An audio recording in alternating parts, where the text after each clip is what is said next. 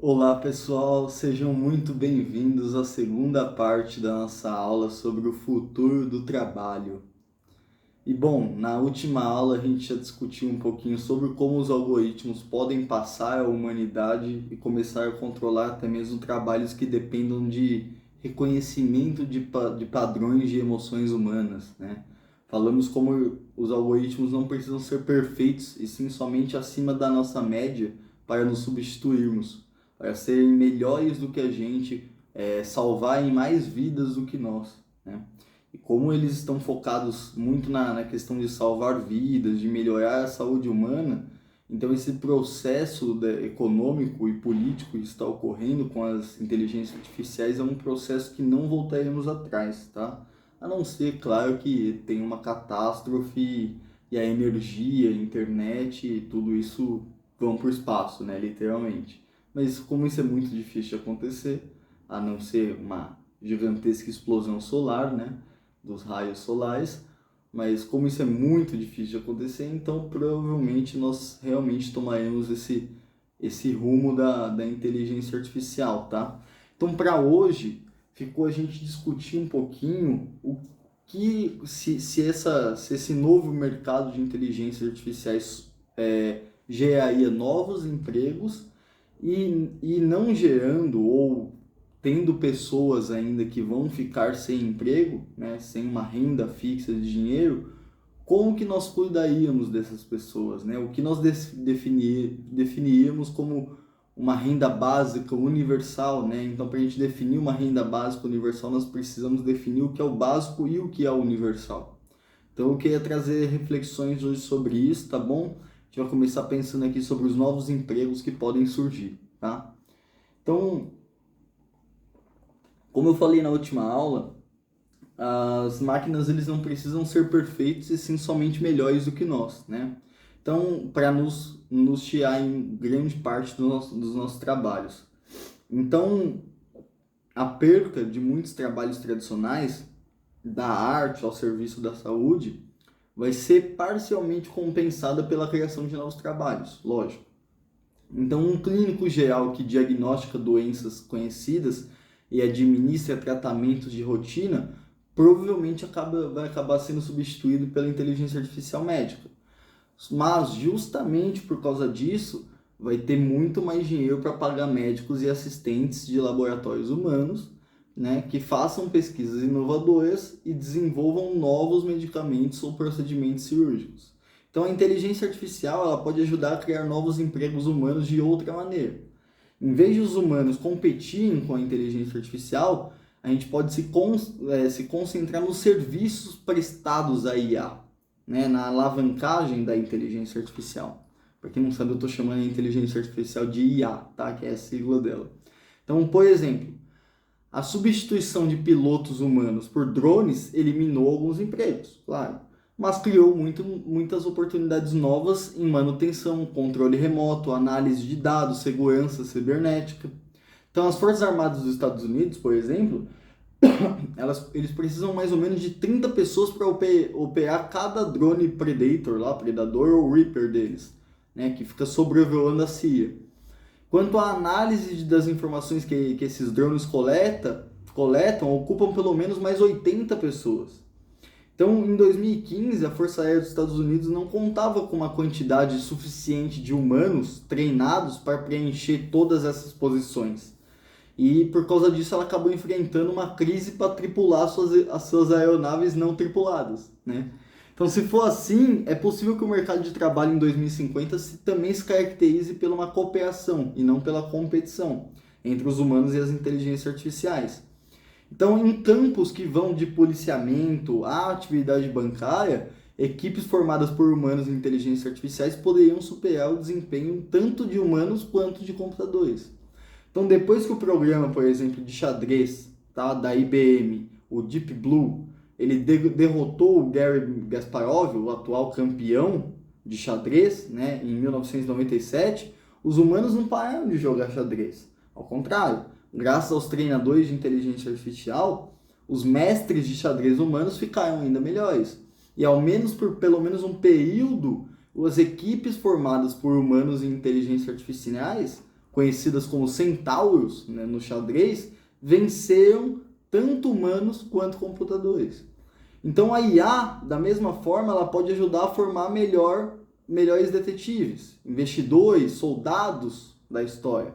O problema com todos esses novos empregos, no entanto, é que eles provavelmente vão exigir altos níveis de especialização e não vão resolver, então, os problemas dos trabalhadores não qualificados que já estão desempregados. Então, a criação de novos empregos humanos pode se mostrar mais fácil do que retreinar humanos para preencher esses empregos. Então, em ciclos de automação anteriores que nós tivemos na história da humanidade, na Revolução Industrial, na primeira e na segunda, né, as pessoas elas podiam passar de um certo tipo de trabalho padronizado, de baixa qualificação, para outro com uma certa facilidade. Em 1920, por exemplo, um trabalhador agrícola, que é dispensado devido à mecanização ali da agricultura, ele conseguia achar um novo emprego numa fábrica de trator, por exemplo. Em 1980, um operário de fábrica, desempregado, ele conseguia trabalhar como caixa num supermercado. Então essas mudanças de ocupação eram possíveis porque a mudança do campo para a fábrica e da fábrica para o supermercado só exigia um retreinamento limitado ali, né? Fácil, simples.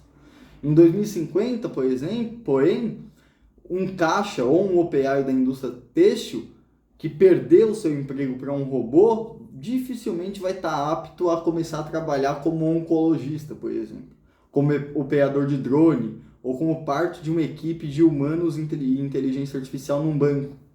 Então, eles não terão as habilidades necessárias.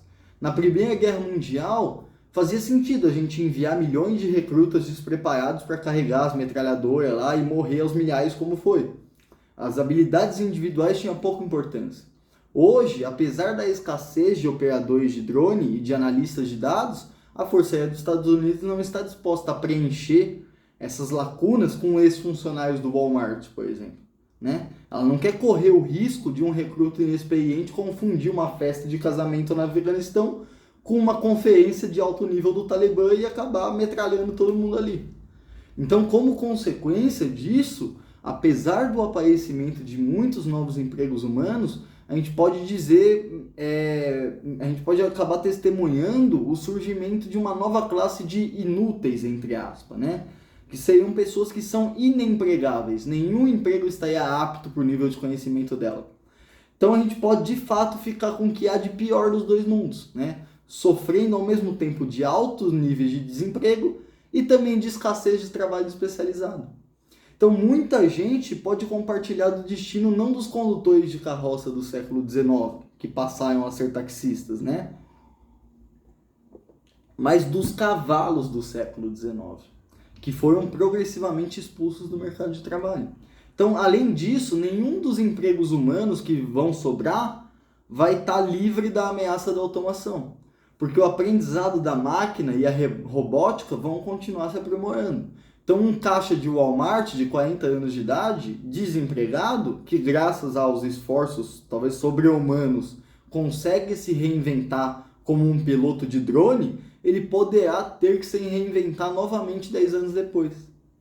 Né? Então, essa necessidade de se reinventar o tempo todo, a gente acha que provavelmente vai dar problema, porque muitos humanos não vão estar aptos a isso. Né? Conforme a gente vai envelhecendo, a gente vai perdendo essa capacidade de reinvenção. Quando você é mais jovem, você tem mais facilidade com essas questões, né? Com essa adaptação. Então, provavelmente isso vai ser um problema bem grande no nosso futuro, viu, pessoal? No futuro do nosso trabalho. Então, essa volatilidade, né, ela vai dificultar a organização de sindicatos, por exemplo. Vai dificultar a garantia de direitos trabalhistas. Se hoje muitos novos empregados em economias de países já um pouco avançados envolvem já um trabalho temporário, sem proteção, né? Trabalho de freelancer, tarefas isoladas, realizadas só uma vez, como, por exemplo, sindicalizar uma profissão que prolifera e desaparece então em uma década. Como que a gente poderia fazer isso? Né? Da mesma forma, equipes centauros de humanos e IA provavelmente vão ser caracterizadas por um constante cabo de guerra entre humanos e computadores. Né? em vez de se acomodar em uma parceria mais duradoura. Então, equipes formadas apenas por humanos, como a de Sherlock Holmes, né, do Dr. Watson, normalmente vão desenvolver hierarquias e rotinas permanentes que duram décadas. Mas um detetive humano que fizer uma equipe com o sistema Watson de computadores da IBM, né, que se tornou famoso depois de vencer o programa de perguntas Jeopardy, ele vai descobrir que toda a rotina é um convite à ruptura e toda a hierarquia é um convite à revolução. Então o parceiro de ontem pode se transformar no superintendente de amanhã. E todos os protocolos e manuais vão ter que ser reescritos a cada ano. Então um olhar um pouco mais atento ao mundo do xadrez pode indicar para onde as coisas estão indo, se dirigindo no longo prazo. É verdade que durante vários anos após a derrota do Kasparov para o Deep Blue, a cooperação humano-computador floresceu no xadrez. Mas em anos um pouco mais recentes, os computadores ficaram tão bons no xadrez que os colaboradores humanos perderam completamente o valor. E logo eles vão se tornar totalmente irrelevantes. Então, em 7 de dezembro de 2017, por exemplo, pessoal, um marco crucial foi atingido nesse dia. Não quando um computador derrotou um humano de xadrez, isso já não é mais novidade, mas quando o programa AlphaZero do Google derrotou o programa Stockfish, né? O Stockfish 8, ele foi um computador campeão mundial de xadrez de 2016. E ele tinha acesso a séculos de experiência humana acumulada do xadrez, né? Bem como décadas de experiências de computadores também. Ele era capaz de calcular 70 milhões de posições por segundo. Em contraste a isso, o AlphaZero calculava apenas 80 mil posições por segundo. E os criadores do AlphaZero jamais ensinaram estratégia de xadrez para ele. Nem mesmo aberturas ordinárias, que são as aberturas comuns do xadrez, né? Em vez disso, o AlphaZero ele jogava contra si mesmo. Ele utilizava os mais recentes princípios de autoaprendizado de máquina, né? E não obstante a isso, em 100 partidas contra o Stockfish 8, o AlphaZero venceu 28 e empatou 72. E não perdeu nenhuma, pessoal. Ou seja, como o AlphaZero não tinha aprendido nada de qualquer humano, muitos dos movimentos e estratégias vencedores que ele usou pareciam não convencionais para os olhos humanos. Agora, eles podem ser considerados criativos, se não simplesmente geniais até. Então dá pra gente imaginar quanto tempo o AlphaZero levou para aprender xadrez do zero, se preparar para jogar contra o Stockfish e desenvolver os seus instintos de gênio, né? A gente pode pensar, pô, ele demorou anos, né? Na verdade ele demorou 4 horas. E aí que tá, né, pessoal? Não é um erro de digitação, não é um erro de coisa, é 4 horas, tá? Durante séculos, o xadrez ele foi considerado uma das glórias supremas da inteligência humana. Até por isso eu estou usando ele como exemplo.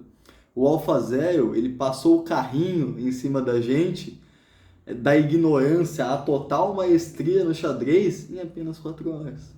Sem a ajuda de qualquer orientação humana. Então o AlphaZero ele não é o único software imaginativo que existe também. Agora, muitos programas vencem rotineiramente jogadores humanos de xadrez, não só na capacidade de cálculo, mas até mesmo na criatividade.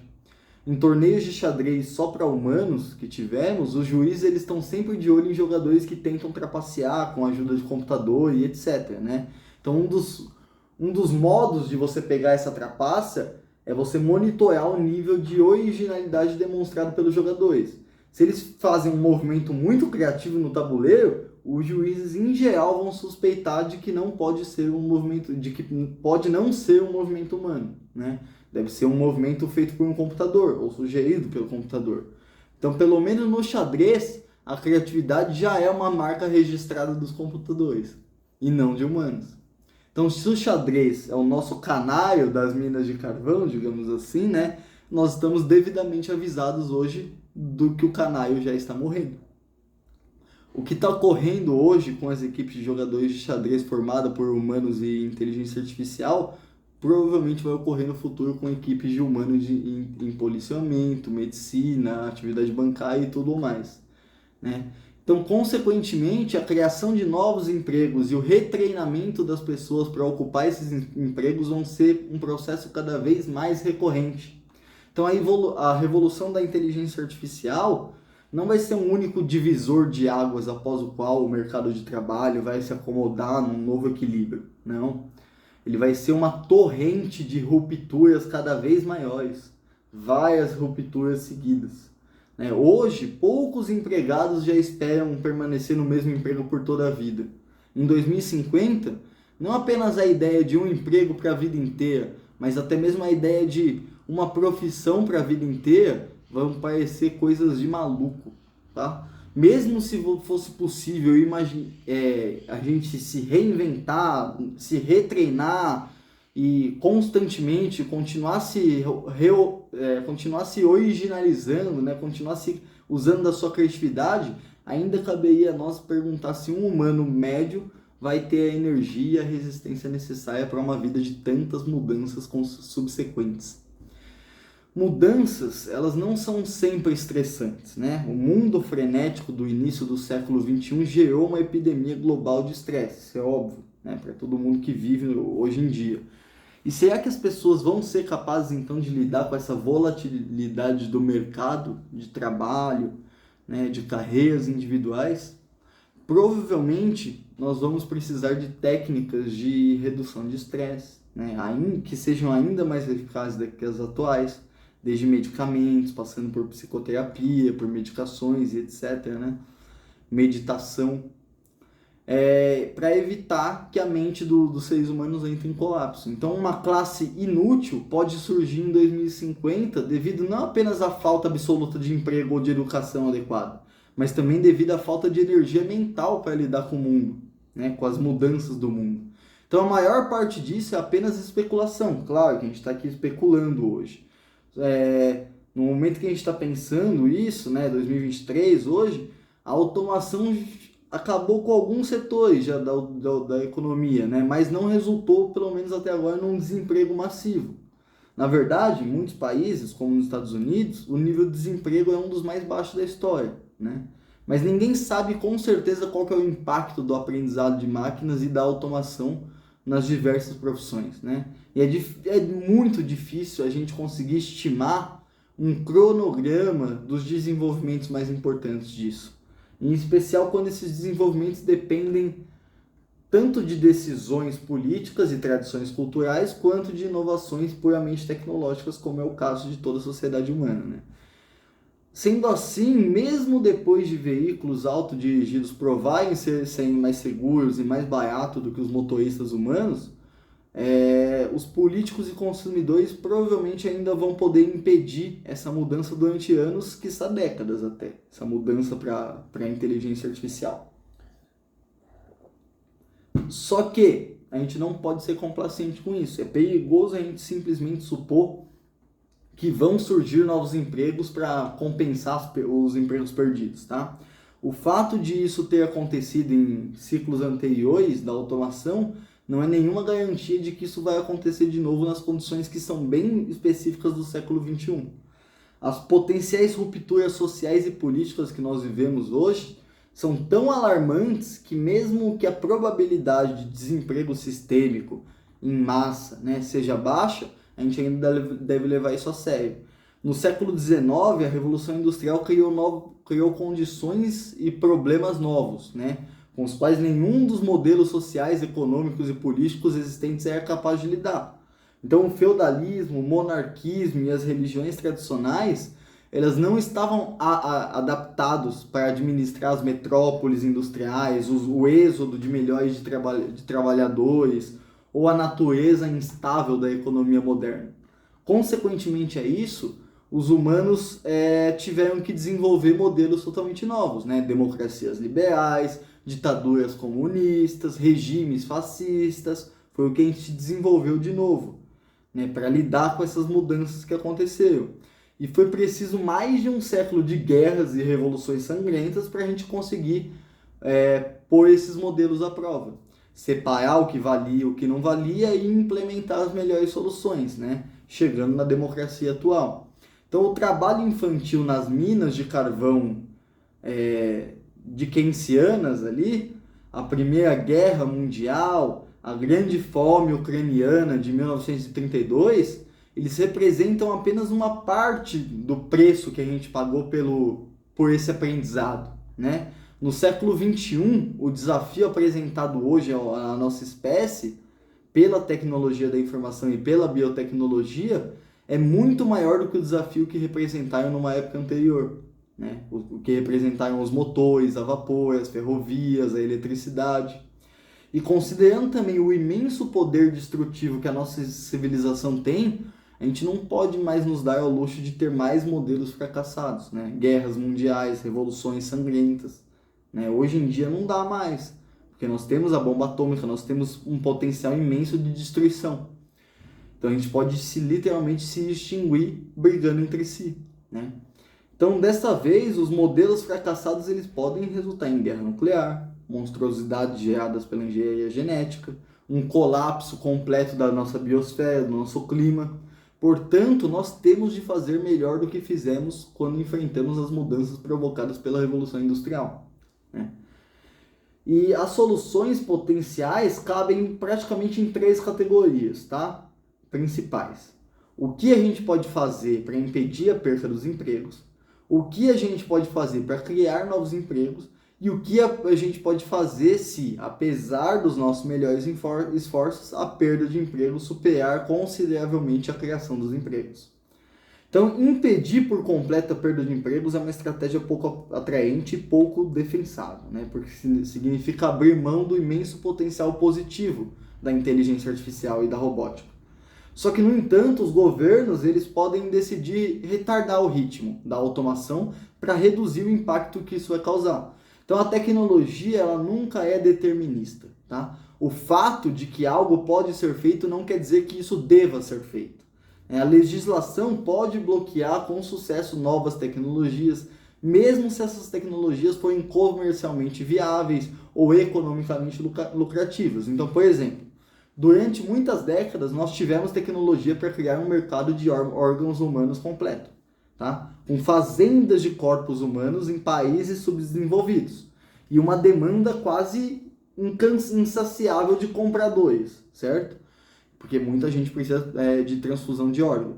E essas fazendas de corpos poderiam valer centenas de bilhões de dólares.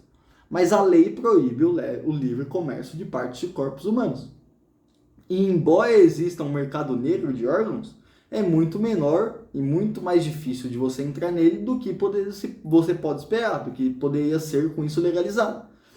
Então, retardar o ritmo das mudanças pode nos dar um certo tempo para criar novos empregos que seriam capazes de substituir a maior parte dos empregos perdidos.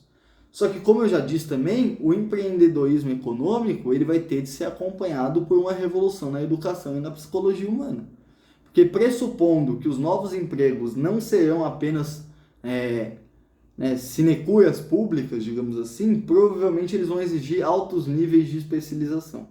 E à medida que a inteligência artificial continua a se aperfeiçoar, os empregados humanos vão ter que adquirir constantemente novas habilidades e mudar constantemente de profissão também. Então os governos eles vão ter que intervir tanto no subsídio a um setor de educação vitalício, né, quanto na garantia de que há uma rede de proteção para os inevitáveis períodos de transição que vão acontecer. Então, se um ex-piloto de drone de 41 anos de idade leva 3 anos para se reinventar como um designer de mundos virtuais, por exemplo, provavelmente ele vai precisar de uma certa ajuda do governo para sustentar a si e a sua família durante esse período de transição. Então esse tipo de esquema está sendo implantado pioneiramente em países na Escandinávia, né? Que tem um governo que segue o lema de proteger trabalhadores e não empregos. Só que, mesmo que a ajuda do governo seja suficiente, a gente não sabe se bilhões de pessoas vão ser capazes de se reinventar repetidamente sem perder o equilíbrio mental delas. Portanto, se apesar, né, na verdade, de todos os nossos esforços, um percentual ainda grande de pessoas foi excluída do mercado de trabalho, a gente vai ter que explorar novos modelos de sociedade pós-trabalho, né, de economias pós-trabalho, de política pós-trabalho.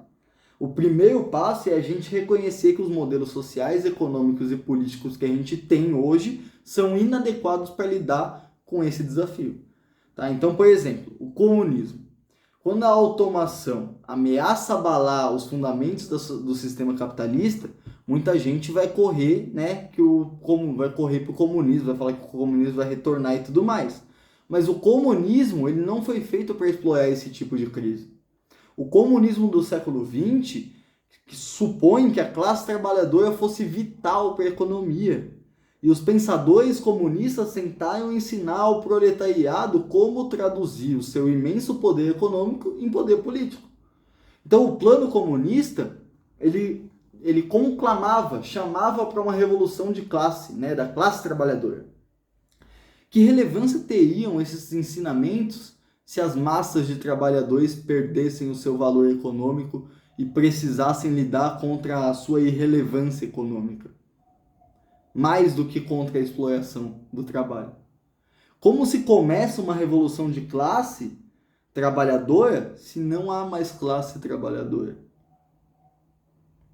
Alguém talvez possa falar que humanos nunca vão se tornar economicamente relevantes, porque mesmo que eles não consigam competir com a inteligência artificial no mercado de trabalho, eles ainda vão ser necessários como consumidores.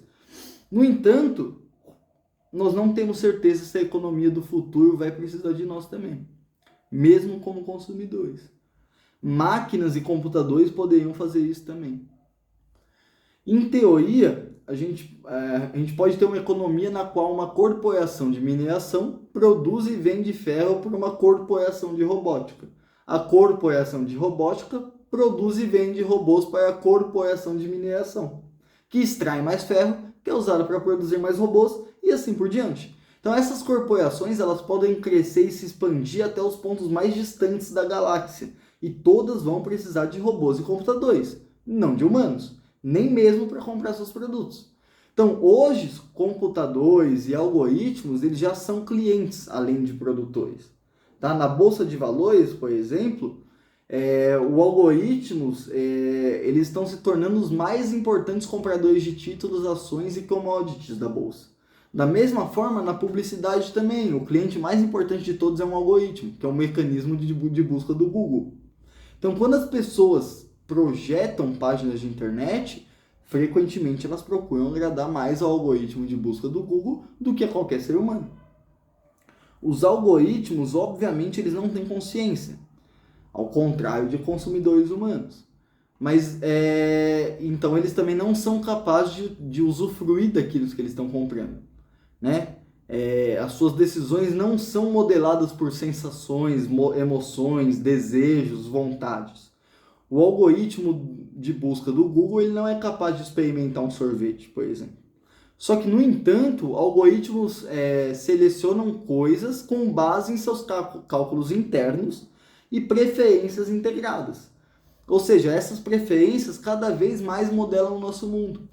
O algoritmo de busca do Google ele tem um gosto muito sofisticado no que se diz respeito a classificar páginas de vendedores de sorvete na internet, mesmo nunca tendo chupado um sorvete na vida.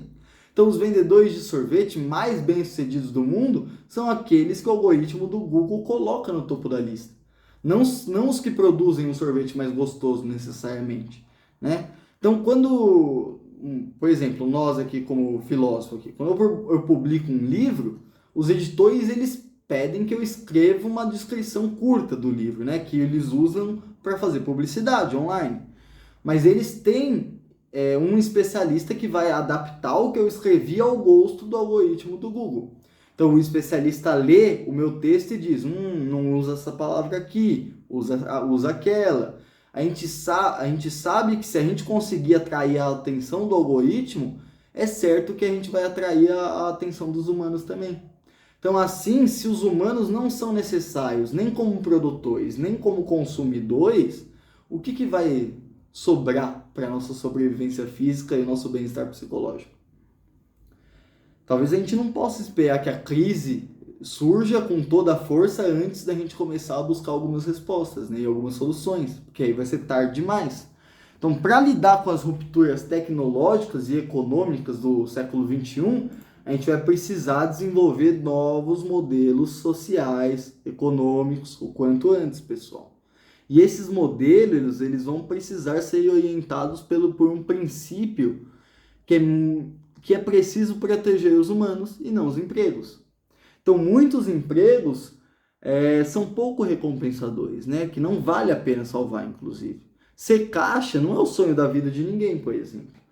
Lógico que ser caixa vale como sobrevivência, mas talvez então a gente deva focar em prover as necessidades básicas das pessoas e em proteger os status sociais e a sua autoestima, né? A sua saúde mental. Então, um modelo novo que atrai cada vez mais atenção é o Renda Básica Universal, o RBU, né? Na RBU, eles propõem o seguinte: os governos tributem os bilionários e as corporações que controlam esses algoritmos e os robôs e usem o dinheiro para dar para as pessoas com um generoso, né, que cubra as necessidades básicas de todo cidadão. Então isso vai proteger os pobres da perda de emprego e da exclusão econômica também, da exclusão de como consumidores. Enquanto protege os ricos da ira populista dos pobres também, porque os pobres com fome provavelmente vão atacar os ricos, né? Então uma ideia relacionada a isso propõe ampliar o âmbito de atividades humanas consideradas como emprego.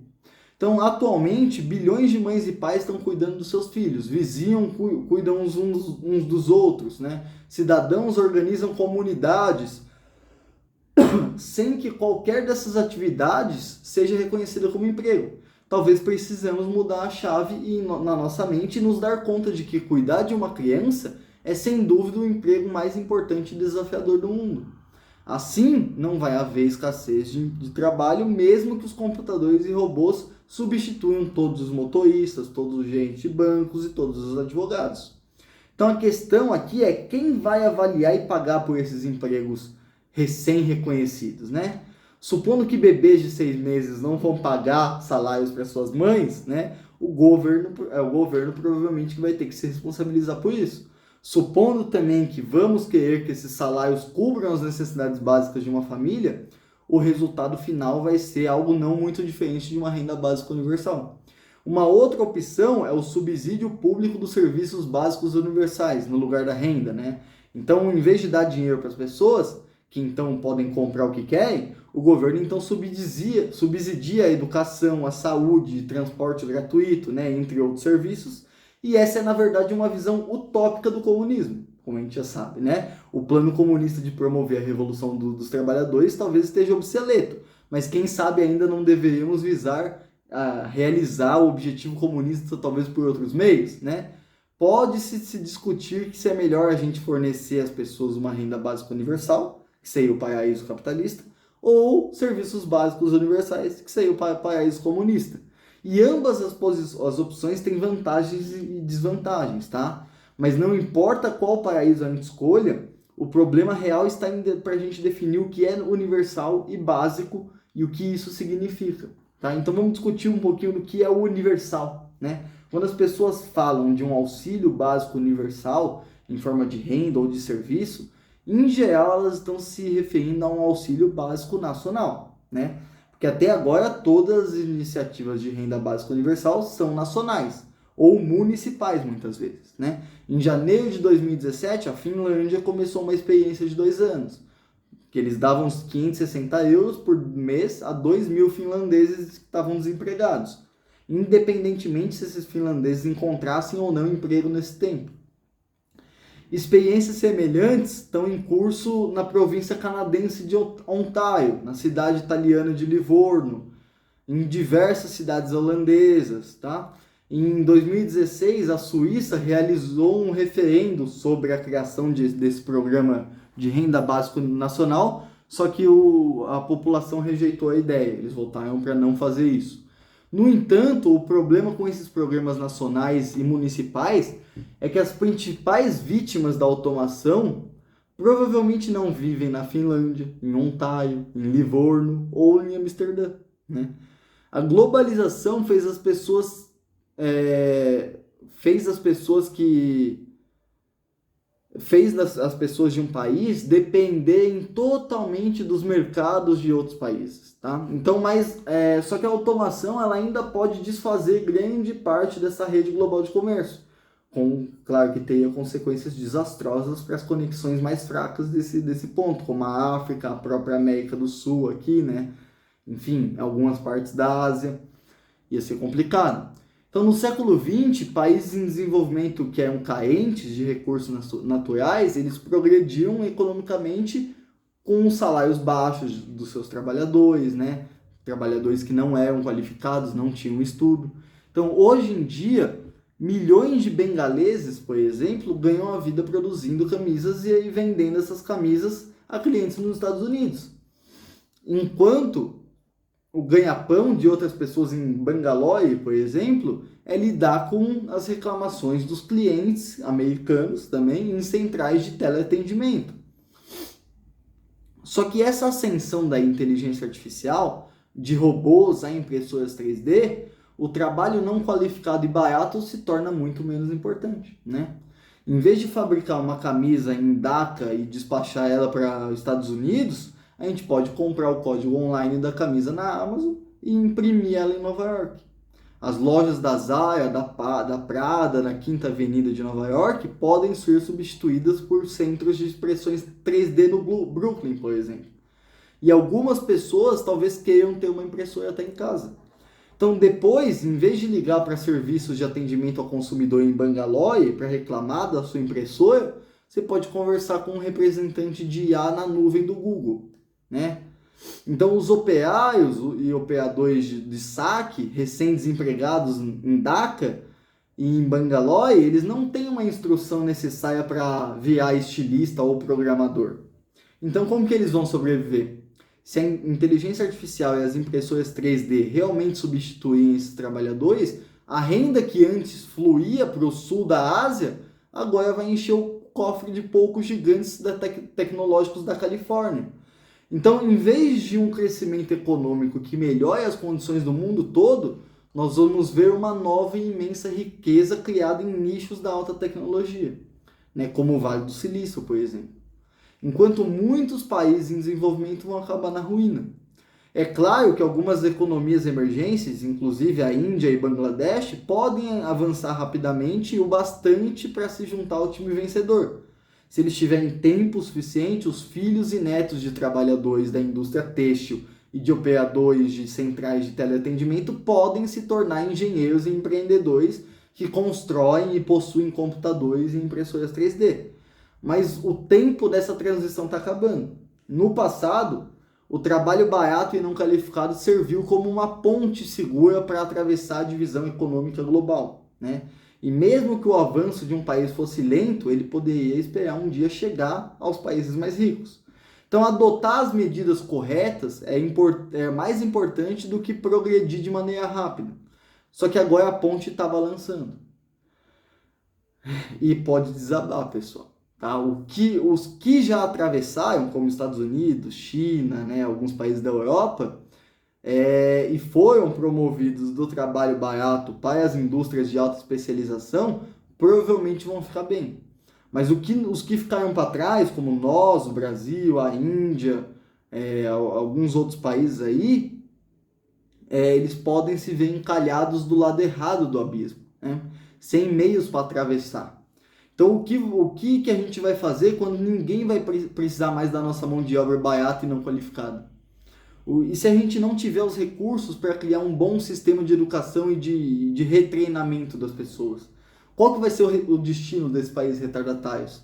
É possível que eleitores americanos aceitem que os impostos pagos pela Amazon e pelo Google, pelos seus negócios nos Estados Unidos, sejam usados para oferecer dinheiro e serviço gratuitos para mineiros desempregados na Pensilvânia ou taxistas sem trabalho em Nova York. Mas é muito pouco provável que esses mesmos eleitores aceitariam que esses impostos fossem enviados para sustentar pessoas desempregadas em lugares que não são americanos, né? Como no Brasil ou no México ou qualquer outro país, né? Inclusive países que o presidente Trump definiu como países de merda, né? Então, se você acredita nisso, Você também deve acreditar que eles vão mandar dinheiro, você deve acreditar também em Papai Noel, né? No Coelhinho da Páscoa, que na Revolução Comunista, que vai resolver o problema, né? Enfim, é uma discussão sobre o que é universal. E agora, para a gente encerrar, eu queria discutir também o que é básico, né? O objetivo do auxílio básico universal é o atendimento às necessidades humanas básicas. Mas não existe uma definição clara disso. Tá? Do ponto de vista puramente biológico, o Homo sapiens ele precisa de 1.500 a 2.500 calorias por dia para sobreviver. O tudo que excede isso é luxo. Só que além e acima dessa linha de pobreza biológica, toda cultura na história definiu necessidades adicionais como sendo básicas também. Então, na Europa medieval, por exemplo, o acesso a serviços religiosos na igreja era considerado mais importante que o alimento, por exemplo, porque cuidava da alma eterna, né, e não do corpo efêmero que vai se desfazer. Na Europa atual, serviços de educação e de saúde decentes são considerados necessidades humanas básicas, né? E há quem diga também que até mesmo o acesso à internet hoje é essencial a todo homem, mulher e criança. Se em 2050 o governo mundial unido que possa existir concordar em taxar o Google, a Amazon, a Baidu, o Tencent para oferecer ajuda básica a todo ser humano da Terra, tanto em Dhaka como em Detroit, o que vai ser considerado como básico? Essa é uma questão, né? Por exemplo, o que uma educação básica deve incluir? Ler e escrever apenas? Ou também programar computador e tocar violino? 6 anos de ensino fundamental ou até o doutorado, né? E quanto à saúde? Se em 2050 os avanços da medicina possibilitarem retardar os processos de envelhecimento dos corpos humanos e estender significativamente a duração da vida humana, os novos tratamentos estarão disponíveis para os 10 bilhões de humanos no planeta ou só para alguns poucos bilionários? Se a biotecnologia habilitar os pais a aprimorar os seus filhos, isso vai ser considerado uma necessidade humânica básica ou veremos o gênero humano se dividir em diferentes castas biológicas, né? Com super-humanos ricos, desfrutando de capacidades que superam a dos Homo sapiens pobres. Então não importa como a gente defina necessidades humanas básicas, se todos desfrutarem delas gratuitamente, elas deixarão de ser um problema. E então as competições e lutas políticas vão estar focadas em luxos não básicos, né? Sejam elegantes carros autodirigíveis, acesso a parques de realidade virtual, ou corpos incrementados pela bioengenharia. Mas se as massas de desempregados não tiverem esses ativos econômicos, é difícil da gente ver como eles poderiam algum dia esperar ter tais luxos, né? Consequentemente a isso, a brecha entre ricos, diretores da Tencent, acionistas da Google, e os pobres, que dependem da renda básica universal, poderia se tornar não apenas maior, mas talvez intransponível, tá? Daí que mesmo que um programa de auxílio universal garanta para as pessoas pobres em 2050 serviços de saúde e educação melhores que os de hoje, elas ainda poderão estar extremamente raivosas com a desigualdade global e a falta de mobilidade social. As pessoas elas vão sentir que o sistema está contra elas, tá? Que o governo só atende aos super ricos e que o futuro será ainda pior para eles e seus filhos. Então o Homo sapiens, ele simplesmente não é programado para se satisfazer com as coisas. A felicidade humana depende menos de condições objetivas e mais das nossas próprias expectativas, né? Daquilo que nós esperamos em obter. As expectativas, contudo, tendem a se adaptar às condições, né? Quando as coisas melhoram, as expectativas inflam. Consequentemente, até mesmo uma melhora dramática das condições podem nos deixar tão insatisfeitos quanto antes. Então, se o auxílio básico universal visa melhorar as condições objetivas de uma pessoa mediana em 2050, ele tem uma boa probabilidade de sucesso. Porém, se ele visa a fazer as pessoas ficarem subjetivamente mais satisfeitas, mais felizes, com o dinheiro que está sendo dado, para evitar um descontentamento social, é provável então que ele fracasse. Tá? Então, para atingir os seus objetivos de fato, o auxílio básico universal ele vai ter de ser suplementado por ocupações dotadas de sentido também, né? Como esportes, como a religião. Então, o experimento sobre como viver uma vida plena num mundo pós-trabalho realizado em Israel, que a gente fez, talvez seja o experimento mais bem sucedido até hoje. Cerca de 50% dos homens judeus ultra-ortodoxos daqueles países não trabalham. Eles dedicam a vida a estudar as escrituras sagradas e a realizar os ritos religiosos. Então, eles e as suas famílias não morrem de fome, em parte porque as mulheres costumam trabalhar e em parte porque o governo dá dinheiro, né, e serviços gratuitos para eles, assegurando que as necessidades básicas não faltem, né? Então, é o auxílio básico universal, a moda dos judeus ultra-ortodoxos, né? Então, embora eles sejam pobres e desempregados, esses homens judeus, eles manifestam altos níveis de satisfação na vida, são muito felizes. Pesquisa após pesquisa, eles se dizem muito felizes, se mostram muito felizes. E isso se deve à força dos seus laços comunitários, assim como ao profundo significado que eles atribuem ao estudo das escrituras e aos ritos que eles praticam. Então, um quarto pequeno cheio de homens judeus discutindo o Talmud é capaz de gerar mais alegria, envolvimento e insights do que um enorme estabelecimento têxtil cheio de operários que trabalham duro em más condições e por baixos salários. Então, em pesquisas globais de satisfação com a vida, Israel, em geral, está sempre perto do topo, tá? Graças, em parte, à contribuição dessas pessoas pobres e sem emprego. Então, os israelenses seculares, eles reclamam bastante de que os ultra-ortodoxos não contribuem o bastante para a sociedade e vivem do trabalho duro de outras pessoas. Então, eles tendem também a alegar que o modo de vida dos ultra-ortodoxos é insustentável, sobretudo porque as famílias ultra-ortodoxas têm em média 7 filhos por família. Então, cedo ou tarde, o Estado não vai ser capaz de sustentar tantas pessoas desempregadas. E os ultra-ortodoxos vão ter que trabalhar. Só que pode acontecer exatamente o contrário. À medida que a inteligência artificial e robôs colocarem os humanos fora do mercado de trabalho, os judeus ultra-ortodoxos podem passar a ser vistos como um modelo do futuro, e não como um fóssil do passado. Não quer dizer que todos vão se tornar judeus ortodoxos, pessoal. Não estou falando isso. Vão para as yeshivas, né, estudar o Talmud. Não. Mas na vida de todas as pessoas, a busca por um significado e uma comunidade pode suprimir a busca do emprego. Se conseguirmos combinar uma rede de segurança econômica universal com comunidades fortes e ocupações dotadas de sentido, perder o emprego para os algoritmos pode, na verdade, se mostrar uma bênção. No entanto, a perda do controle sobre a nossa vida é um cenário muito mais assustador. Porque não obstante o perigo de desemprego em massa, o que deveria nos preocupar também, ainda mais talvez, é a transferência da autoridade de humanos para algoritmos, né? O que poderia destruir a fé remanescente na narrativa liberal, por exemplo, abrir o caminho para o ressurgimento das ditaduras digitais? É a quebra e o abalo da estrutura política, econômica e social que a gente está vendo hoje. E isso as inteligências artificiais podem gerar através dessas contradições com o trabalho e com outras gamas da sociedade, né, pessoal? Então, só para encerrar, eu espero que tenha ficado claro esse debate aqui.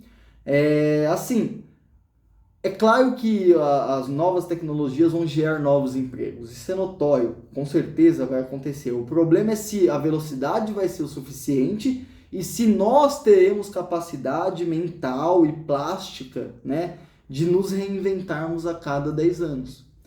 E não conseguindo isso, né, muita gente não sendo capaz de se reinventar, o que nós deveríamos fazer para essas pessoas não morrerem de fome e afundarmos o mundo num caos social? Deveríamos discutir a renda básica universal. Só que entre esses problemas, o que é básico e o que é universal, né?